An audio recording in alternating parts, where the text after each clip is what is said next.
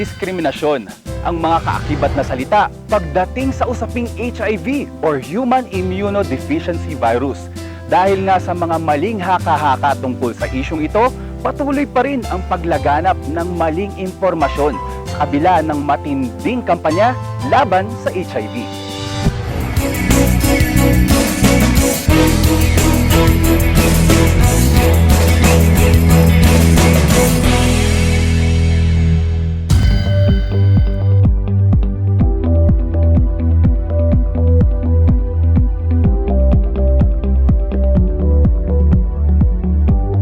And to give us an overview and development about HIV, makakasama natin today ang Supervising Regional Counselor ng Department of Health, Center for Health Development ng Cordillera Administrative Region, Mr. Darwin Babon. Sir Darwin, magandang araw. Good morning and thank you for the privilege and the opportunity to be a part of your show. Yeah. Sir Darwin, unang question namin, paano po ba nagsimula ang HIV cases dito sa ating bansa? Well, in the Philippine setting, we started our first HIV cases in 1984.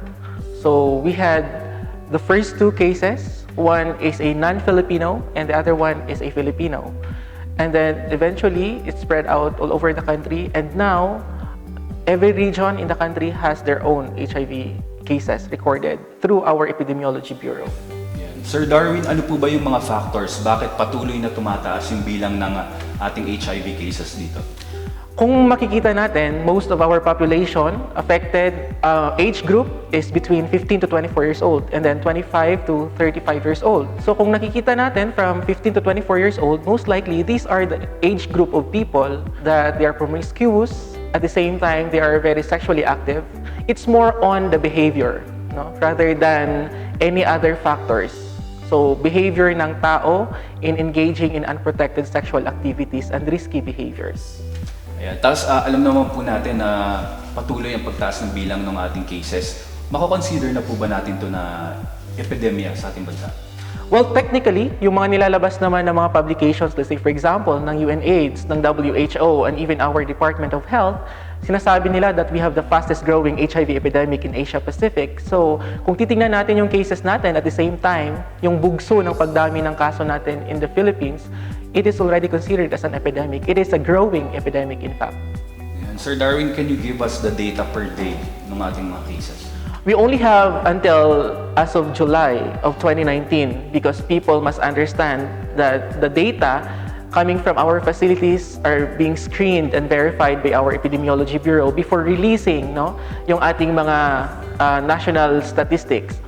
As of July 2019, we have recorded an average of 35 cases per day, which is quite alarming. In fact, in January of 2019, umabot tayo ng 42 cases per day.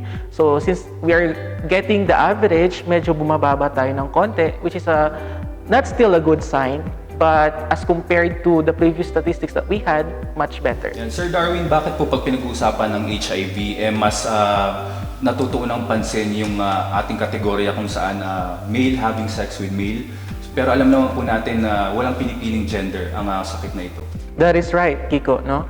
So kung nakikita kasi natin sa statistics, kapag i-present natin siya sa community, mas naka-highlight kasi most affected population yung mga MSM.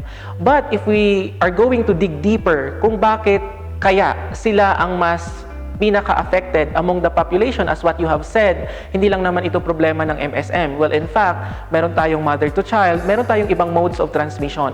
Now, the question is, bakit ba sila ang na-highlight? Number one, syempre, sila ang pinakamaraming kaso.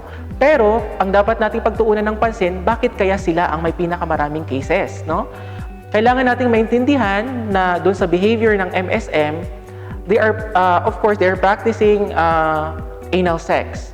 And anal sex is only the factor kung bakit mas mabilis ang infection rate as compared dun sa ibang gender. Kasi nga po, ang ating anus technically is highly sensitive. So ibig sabihin, if you did not use protection, which is the only protection that we can have aside from abstinence is of course condom. If you don't use condom, at kayo ay gumawa ng unprotected penetrative anal sex, malaki ang chance na kung infected ang iyong sexual partner ay mas mabilis ang pagpasok ng microorganism, mabilis ang pagpasok ng HIV, mas mabilis at mas marami ang infection. Sir Darwin, sabihin niyo sa amin yung pinaka-simplest explanation. Ano ba talaga ang HIV? Ang HIV ay isang mikrobyo na kapag pumasok sa katawan ng isang tao, siya ay may kakayahan na magpahina ng immune system, no, ng isang individual na infected.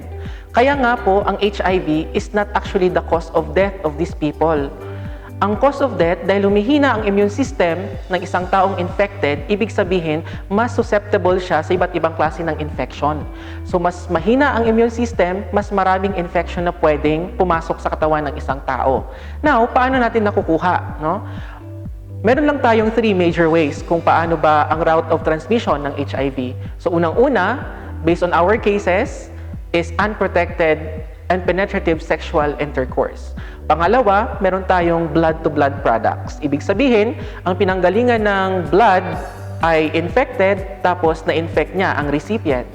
And pangatlo is our mother-to-child transmission, wherein infected ang nanay, nahawaan ng bata, possible during pregnancy, during childbirth, and during breastfeeding. May mga misconception po tayo.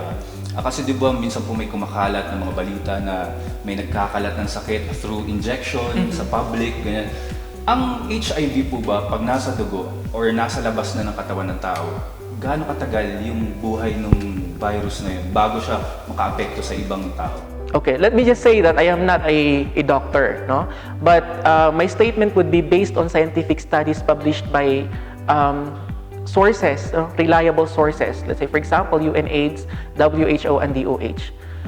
Ang sabi naman po is kapag nakalabas ang, let's say, for example, nasa blood, ang HIV or yung microorganism, kapag na-exposed sa mga outside factors, halimbawa, panibagong temperature, either colder or mas mainit na temperatura, and humidity, moisture, air, ay hindi naman po siya nagtatagal. As to the prescribed number of minutes, actually hindi naman po umaabot sa ganun, no?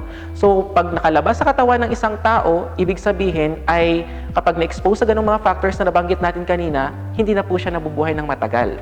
Pero, I want public to be informed na iba ang lifespan ng HIV kapag na-expose sa external environment as compared doon sa syringe or nasa iringgilya. So, mas matagal ang buhay ng HIV doon sa syringe as compared doon sa na-expose siya talaga totally na open space. Sir Darwin, alam naman natin na marami ring fake news ngayon, tulad na lamang nga ng ibang tao daw na nagkakalat nga ng HIV through mga food like tilapia or canned goods na ini-injectionan. So, paano magiging posible ito? Okay. Unang-una, kailangan lang natin bumalik dun sa definition what HIV is. Pag sinabi natin HIV, it stands for Human Immunodeficiency Virus, wherein H stands for human. Ibig sabihin nun, sa katawan lang siya ng tao pwedeng mabuhay ng matagal, sa katawan lang siya ng tao pwedeng mag-multiply, at kapag nailabas na siya sa katawan ng tao, ang lifespan niya ay hindi na ganun katagal. Now, going back to your question dun sa mga canned goods, let me just acknowledge the fact that social media nowadays is very powerful. Pero nagagamit din natin siya to actually magkalat ng mga fake news, and unfortunately, it affects the implementation of our HIV program. Kasi kapag pupunta tayo sa community, same question ang nilalabas nila. Lalo na nakikita nila sa Facebook and all. Now, let me just say that those are misconceptions, and in fact, spreading misinformation or spreading lies about HIV and AIDS is punishable under Republic Act 11166, no?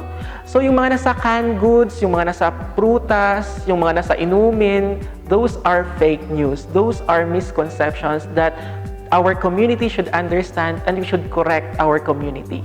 Yeah. And we should not share. Yes, we should not share it, no? Talagang alarming yung ating mataas na statistics, no? That is right. Kaya kailangan na natin ngayon ng immediate at mas aggressive na actions to address this.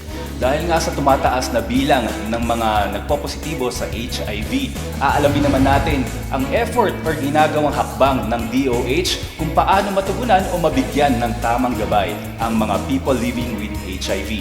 Pag-uusapan natin yan sa pagbabalik ng Batas ng Pagbabago.